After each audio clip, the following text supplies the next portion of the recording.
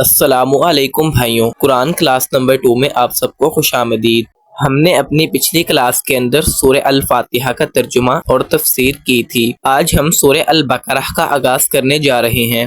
سورۃ الفاتحہ اور سورہ بقرہ کی فضیلت کے متعلق صحیح مسلم میں ایک حدیث ہے۔ حضرت ابن عباس رضی اللہ عنہ سے روایت ہے کہ جبرائیل علیہ السلام نبی صلی اللہ علیہ وآلہ وصحبہ وسلم کے پاس بیٹھے ہوئے تھے کہ اچانک انہوں نے اوپر سے ایسی آواز سنی جیسے دروازہ کھلنے کی ہوتی ہے، تو انہوں نے اپنا سر اوپر اٹھایا اور کہا، آسمان کا یہ دروازہ آج ہی کھولا گیا ہے، آج سے پہلے کبھی نہیں کھولا گیا۔ اس سے ایک فرشتہ اترا تو حضرت جبرائیل نے کہا، یہ فرشتہ آسمان سے اترا ہے، یہ آج سے پہلے کبھی نہیں اترا۔ اس فرشتے نے سلام کیا اور کہا، آپ کو دو نور ملنے کی خوشخبری ہو جو آپ صلی اللہ علیہ وآلہ وصحبہ وسلم سے پہلے کسی نبی کو نہیں دیے گئے، ایک سورہ فاتحہ اور دوسری سورہ بقرہ کی آخری آیات۔ صحیح مسلم میں ایک اور حدیث ہے کہ نبی صلی اللہ علیہ وسلم نے فرمایا، قرآن پڑھا کرو کیونکہ وہ قیامت کے دن اصحاب قرآن کا سفارشی بن کر آئے گا۔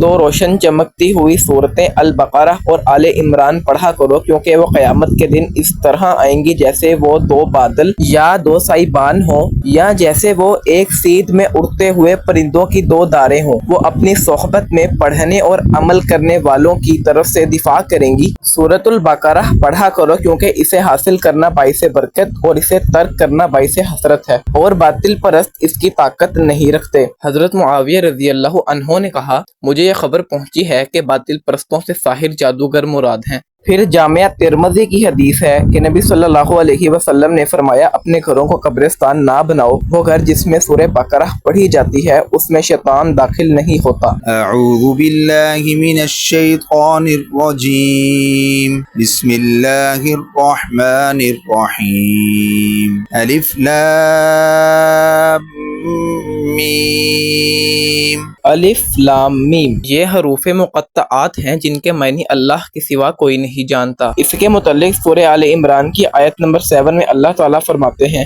وہی اللہ ہے جس نے تم پر کتاب نازل کی ہے، جس کے کچھ آیتیں تو محکم ہیں جن پر کتاب کی اصل بنیاد ہے، اور کچھ دوسری آیتیں متشابہہ ہیں۔ اب جن لوگوں کے دلوں میں ٹیرھا ہے وہ ان متشابہہ آیتوں کے پیچھے پڑے ہیں تاکہ فتنہ پیدا کریں اور ان آیتوں کی تاویلات تلاش کریں، حالانکہ ان آیتوں کا ٹھیک مطلب اللہ کے سوا کوئی نہیں جانتا، اور جن لوگوں کا علم پختہ ہے وہ یہ کہتے ہیں کہ ہم اس مطلب پر ایمان لاتے ہیں جو اللہ کو معلوم ہے۔ سب کچھ ہمارے پروردگار ہی کی طرف سے ہے، اور نصیحت وہی لوگ کرتے ہیں جو عقل والے ہیں۔ ذالک الکتاب لا ریب فیہ، یہ کتاب ایسی ہے کہ اس میں کوئی شک نہیں، یہاں تک کہ مشرکین مکہ کو بھی اس کتاب کے سچ ہونے سے متعلق کوئی شک و شبہ نہیں تھا۔ اسی لیے اللہ تعالیٰ سورہ الانعام کی آیت نمبر 20 میں فرماتے ہیں، جن لوگوں کو ہم نے کتاب دی ہے وہ ان کو یعنی خاتم النبیین صلی اللہ علیہ وآلہ وسلم کو اس طرح پہچانتے ہیں جیسے وہ اپنے بیٹوں کو پہچانتے ہیں۔ پھر بھی جن لوگوں نے اپنی جانوں کے لیے گھاٹے کا سودا کر رکھا ہے وہ ایمان نہیں لاتے۔ پھر سورہ النساء کی آیت نمبر 82 میں اللہ تعالیٰ نے فرمایا، کیا یہ لوگ قرآن میں غور و فکر سے کام نہیں لیتے؟